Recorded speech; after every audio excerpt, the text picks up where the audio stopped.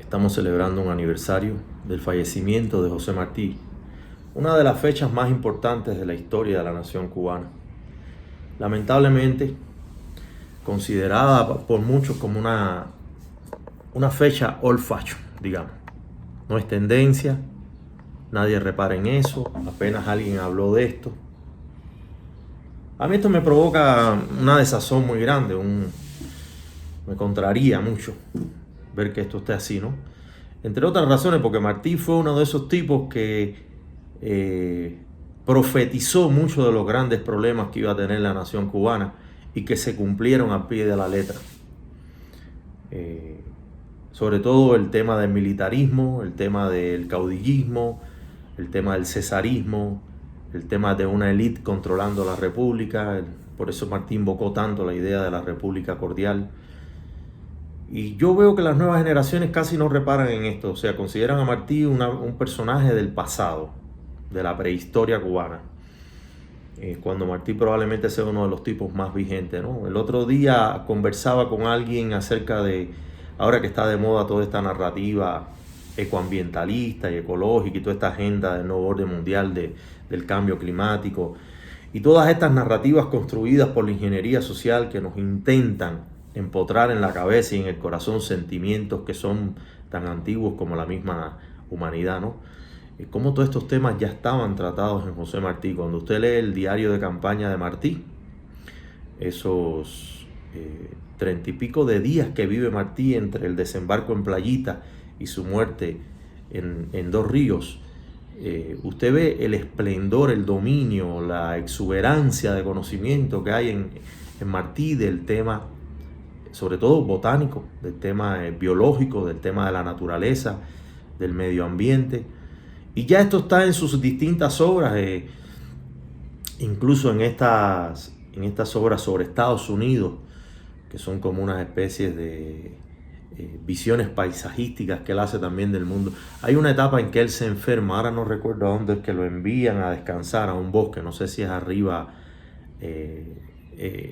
más al este, por Washington, por allá, y él hace unas descripciones maravillosas de clasificando árbol por árbol, insecto por insecto. Es una cosa increíble el dominio que tenía de botánica Martí, ¿no? Uno de los grandes descubridores de Cuba, uno de los grandes inventores de la nación. Recuerdo una vez que estaba en Santo Domingo, invité a unos muchachos jóvenes a que fuéramos a un hotel que todavía está allí, donde Martí había discutido con Máximo Gómez el destino de Cuba y había habido mucho desarreglo en esa conversación. Es una anécdota que está mal reevaluada, porque Gómez estaba un poco estresado por un viaje a caballo que había hecho muy largo.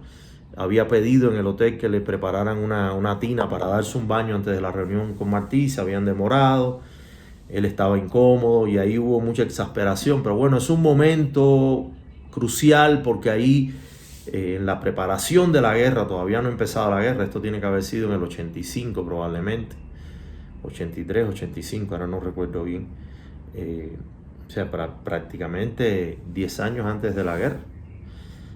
A lo mejor estoy equivocándome en la fecha, que me perdonen los puritanistas de la historia, ¿no? Yo lo que sí recuerdo es que ahí empiezan en cierne los primeros dilemas y diferencias y discrepancias entre Gómez, Martí, que después van a ser las discrepancias de Martí también con Maceo. Sobre todo sobre esta visión caudillista, militarista, de un poder que está por encima de la ley, por encima de los valores democráticos. Martí le preocupaba mucho esto, ¿no? Yo escribí un texto en mi libro ahora que va a salir, que se llama Sincericidio. Es un texto bastante herético que revisa Martí. De Martí podemos estar hablando horas, días, meses. Las cosas que más a mí me asombran de Martí son casi de corte estrafalario. No son los temas que habitualmente los historiadores tratan. A mí me gusta aplicarle a Martí una especie de imaginario poético. Hubo una vez un hombre de ley, un cubano bastante culto, a quien respeto mucho, que me dijo que el problema de Martí era que Martí era un poeta, que por eso había desgraciado todo el proyecto de la refundación de la República. Yo discrepé con él y le dije, bueno, usted está habituado a vivir dentro de marcos rígidos, estrictos, que son las leyes, que vienen desde un modelo judeocristiano de pensamiento, ¿no? Donde vienen los mandamientos, donde vienen las tablas, las leyes, las reglas, los dictados, las obediencias. Martí era un hombre bastante desobediente. Martí era un hombre que respetaba el marco legal, pero que sabía que la ley podía ser una camisa de fuerza que podía castrar a los hombres en su sentimiento espléndido y bastante difuso y bastante etéreo de la libertad. Martí era un liberal en algún sentido, más que otra cosa, creo yo, para su época, ¿no? Y fue un hombre que lo revisó todo. Si ustedes ven cómo criticó, por ejemplo, el positivismo, aún siendo un hombre que celebraba los aportes científicos y del pensamiento lógico, criticó mucho a Spengler, por ejemplo. Martí fue un hombre que celebró de la sociedad norteamericana todos sus logros y todos sus triunfos industriales, toda su renovación tecnológica. Un hombre siempre estuvo a la vanguardia. Un hombre muy ilustrado, que hablaba varios idiomas, que fue político, que fue poeta, que fue maestro, que fue diplomático, en fin, un erudito sin igual. Pero de las cosas que yo quiero rescatar hoy de esos días previos a la muerte, estas son cosas que he aprendido mucho conversando con Froilán Escobar, de quien aprovecho para recomendar su reciente novela publicada en Alemania, que habla sobre todo esto, habla sobre los últimos días de Martí. Yo creo que si alguien ha cometido con osadía y sin tanta mojigatería una revisión de lo martiano es Froilán Escobar. Y yo he aprendido mucho de él hablando de estas cosas, aunque este texto que voy a leer no nace solamente de estas influencias, sino que nace de otras conversaciones con otros maestros, profesores, amigos, con mi mismo maestro Moreno Fraginal, que hablé muchas de estas cosas, y otros hombres eruditos con los que he tenido la oportunidad de hablar sobre Martí. Pero quiero recalar en dos cosas particulares que a mí me llaman la atención, que creo que son todavía territorios no explorados de Martí, ¿no? Cuenta en sus crónicas de la posguerra este negro que le ponen a custodiar a Martí, a hacer su bodyguard, su guardaespaldas, casi que le encargan la vida del doctor Gómez, se le encarga a este Marcos de Rosario, un dominicano, un negro fornido, un valiente guerrero que dicen que podía pelear al mismo tiempo con 5 o 7 hombres a la vez. Era prácticamente un samurái del machete.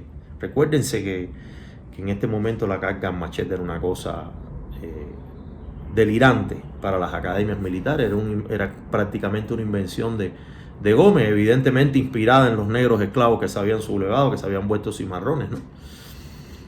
Pues este Marcos de Rosario era un hombre que era bastante, era semi-analfabeto, porque era un hombre que sí sabía leer y escribir, pero era muy poco ilustrado, a diferencia de otros negros como Maceo, que sí eran enciclopédicos y que tenían una cultura increíble, increíble para su época, y que hablaba francés, y que era un hombre que había sido muy bien educado desde niño por muchos ilustrados franceses, de origen franceses, que habían llegado a Cuba por el oriente cuando la revolución haitiana, y que se habían asentado en la parte oriental de Cuba, a los que Maceo conoció de niño, uno de ellos su padrino. Y bueno, este señor Marcos de Rosario relata dos cosas en esta travesía que va emprendiendo Martí desde Loma Pavano hasta allá, hasta subir a Dos Ríos, ¿no? Fueron no sé cuántos kilómetros, creo que esos son trechos de casi 300 kilómetros a pie. Imagínense ustedes, Martí, que era un hombre que tenía, dicen, más de 40, 50 enfermedades. La resistencia de este hombre, la capacidad, el valor, el temple, que es un término que se ha perdido en el mundo contemporáneo, ¿no? El temple que tenía en su carácter, en su personalidad, el arrojo que traía, la virilidad, más allá de la potencia incluso biológica, porque era un hombre frágil desde el punto de vista. Acuérdense que Martí sufre ese presidio modelo en la adolescencia, que lo destroza, le genera una sarcocelis en uno de los testículos, que siempre le estuvo supurando humor el resto de su vida, más todas las llagas que les provocaron los grilletes, más el hambre, enfermedades que venían desde alergia, cuestiones estomacales, pulmonales, en fin, Martí tenía 1000 cosas. Hay un libro por ahí que recomiendo que se llama Las enfermedades de José Martí. Bueno, pues este hombre que no se dejaba asistir por Marcos de Rosario, que iba detrás de él, apuntalándolo, agarrándolo cuando resbalaba. Esa es una loma muy inclinada, que Yo la hice una vez y la recuerdo, yo era un muchacho joven, tendría yo 14 años, y la hice una vez con Froilán Escobar y recuerdo que y después la hice con un grupo de amigos y tremendo el sacrificio que impone y las capacidades que hay que tener de resistencia, de el calor, la temperatura, la humedad que hay, que es una cosa bestial. A la vez que es maravilloso, ¿no? El encuentro con toda esa naturaleza cubana de la sierra, que es un paraíso. Martí, imagínense el impacto que tiene que haber recibido. Eso está en su diario de campaña, por eso es importante leer el diario de campaña de Martí, porque hay esa descripción de paso por paso. Pues cuenta Marcos de Rosario. Estos son dos eventos de la historia de Cuba que no han sido muy mencionados. Creo que están registrados en algo que él escribe en la primera o la segunda década del siglo XX, casi a punto de morir, en una visita que hace Marcos de Rosario a Cuba para operarse de catarata.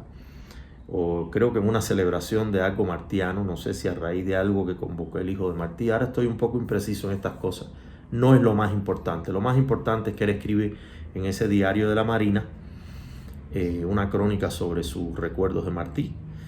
Y él cuenta que cuando, de las cosas raras que él nunca entendió de José Martí, él cuenta que Martí iba caminando delante de él y que él lo miraba y que él no sabe si producto de su delgadez, de la delgadez de Martí, si producto de el cansancio psicológico, la atmósfera, el calor, la humedad, la agitación, la oxigenación alta de la sierra, una serie de cosas que se conjuntaban. Si de momento él percibía que el cuerpo de Martí se le volvía transparente. Decía esto Marcos de Rosario. A mí esto me parece una de las anécdotas más extraordinarias que se hayan dicho de José Martí. Que su cuerpo se transparentaba y dice Marcos de Rosario que él podía ver a través del cuerpo de Martí, que podía ver la maleza, que podía ver la manigua, que podía ver la vegetación. Esto, por supuesto, alguien lo va a asociar con cosas eminentemente psicológica, eminentemente de corte asociado a patologías o estados de conciencia alterados. O sea, se le van a buscar millones de explicaciones. Yo tengo otra explicación sobre esto, no la voy a dar hoy. Hoy quiero concentrarme en este texto que voy a leer, que es muy pequeño, pero que vale la pena compartir con las nuevas generaciones. Y la otra que contaba Marcos de Rosario es que Martí llegaba. Casi siempre ellos acampaban en unas especies de promontorios altos, en cúspides, lugares donde estuvieran lejos de los posibles enemigos, donde hubiera fresco. Y dice que ellos, por supuesto, estaban tan cansados que se tiraban, armaban sus hamacas o se tiraban en el suelo, buscaban refrescarse, quitarse las botas, descansar. Pero sin embargo, Martí dice que buscaba el lugar más elevado del sitio y se podía pasar horas contemplando el cielo, la bóveda estelar, las estrellas, los astros, mirando la noche. Dos patrias tengo yo, Cuba y la noche, o acaso no sea una la otra lo mismo, no recuerdo ahora textualmente. Acuérdense que él tenía esta obsesión con la noche y consideraba la noche una de sus patrias. Esta es otra reflexión que otro día haré, hoy no quiero hacerla porque las dos están relacionadas, pero apunto y abro la especulación en un territorio poco explorado de la zona mística, de la zona metafísica y esotérica de José Martí, en la cual no se quieren meter los académicos, bueno, por puritanismo, por miedo, por concepciones, por quedar dentro de los marcos de paradigmas establecidos, aprobados, aceptados. A mí me gusta ver más allá siempre. Poeta, la mirada de un pequeño poeta a un gran poeta, le quiere hacer la justicia al poeta. Aprovecho para decirle a mi amigo Faisel que en ese argumento de que producto de que era un poeta su proyecto de nación es fallido, creo que es todo lo contrario. Martí avisoró lo que no pudo avisorar ni siquiera Céspedes, ni Agramonte, ni Maceo, ni Gómez, ni Calixto García, ni Varona, ni ninguno de los grandes hombres que tuvimos, Juan Gualberto Gómez, muchos de ellos, los que pelearon todos por la independencia de Cuba, pero ninguno pudo avisorar el futuro como ese concepto de futuridad que ahora vemos en la teoría compleja, que en esa época evidentemente no sé cómo pudiera haber sido clasificado. pero ese concepto de futuridad sí lo tenía Martí. Toda su prefiguración, su imaginario, porque era un hombre que veía en imágenes poéticas de creación, de engendrar, en su logos espermático, por decirlo en términos lesamianos, ese ángel de la jiribilla, como dice Lezama, esa inquietud constante, esa hiperquinesia de Martí, que la gente decía que caminaba muy rápido, que era celérrimo, que era un hombre de una vitalidad increíble. Es importante, un hombre que estaba en trance, paridor de imágenes. Y en este texto que le voy a leer es un texto donde viene esa idea que después ha enarbolado mucho Cintio Vitier de nuestro sol moral, ¿no? Martí como nuestro sol moral, que creo que sí lo es. Aunque de alguna manera eso impone un peso sobre la nación y sobre nosotros, creo que es Martí un referente ineludible para cualquier Cuba, la del ayer, la de hoy y la del futuro.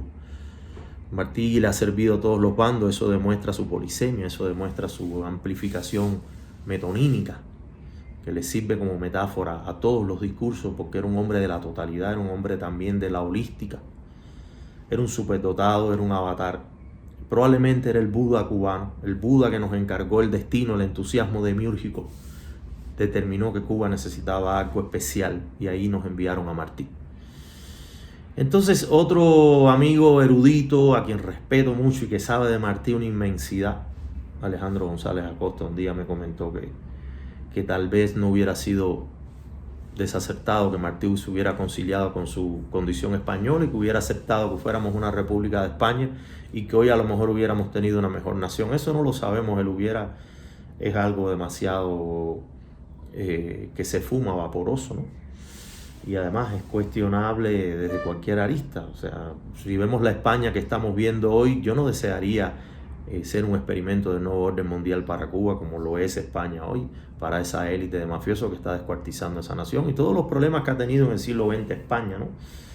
Y que bueno, es un país en Europa siempre venido a menos, es un país despreciado, es un país visto como un país inferior y siempre ha sido un objeto de laboratorio, siempre. En la historia española de la República, el fascismo, todo lo que ha pasado con la democracia, todo lo que ha pasado con las luchas dentro de la comunidad económica europea y lo que estamos viendo hoy, o sea, lo que pasó recientemente con el COVID, con España, o sea, es un eje de una élite perversa y diabólica que, bueno, eso hubiera embarrado demasiado a Cuba. También las condiciones de Cuba actuales tienen que ver con ese apoyo incondicional que recibió Fidel Castro y su hermano Raúl también de España, de un ala española, no de toda España. Este texto se titula Dicen. Este texto es algo que yo escuché y que yo interpreto. Dicen que un día de honestidad homérica, de esos días mortificantes en que se columpia la moral y producto de un nervioso vaivén casi se parte la soga, el generalísimo Máximo Gómez, inventor de la carga al machete, la estrategia militar más importante del mundo en el siglo XIX, de origen dominicano él, pero de corazón cubano y héroe de 1000 batallas por la independencia de Cuba. Dicen que le comentó a José Martí, el doctor, el poeta, al frente del Partido Revolucionario Cubano en el exilio, una idea soltada al aire como tal vez al descuido, pero con enfática y premeditada vocación de caudillo. Dicen, no sé si es verdad, ojalá y no sea cierto, que Gómez le reclamó en aquel entonces a Martí que una vez terminada la guerra debían serle resarcidos sus servicios con honores, títulos, propiedades, privilegios y otras minucias a él y a los hombres que participaron junto a él en la guerra.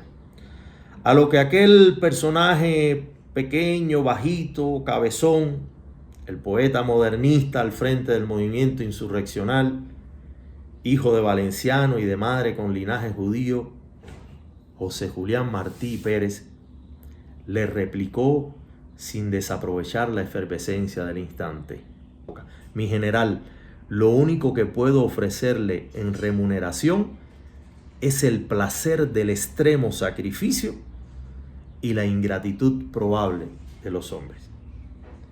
Dicen que no hubo Otra vez un silencio más razonable en toda la historia de Cuba. Gómez no supo nunca perdonar la tanta pureza y exactitud de Martí, y mucho menos superar aquel agravio. No obstante, ofreció sus servicios como líder militar a favor de la libertad de Cuba y la conveniencia pública. Martí, que de patriotas bravos como Gómez y Maceo solo reclamaba grandeza, tuvo sin embargo que barajar intereses y suspicacias. Sin miedo, pero con tacha, le acotó a los militares posibles poderes despóticos y cesarismos en su futura y ensoñada república cordial.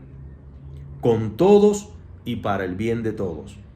Mofado como patriota de salón y despreciado por los malos cubanos, su verbo airoso y su clarividencia política le merecieron acuses malvados, insultos y burlescas calumnias.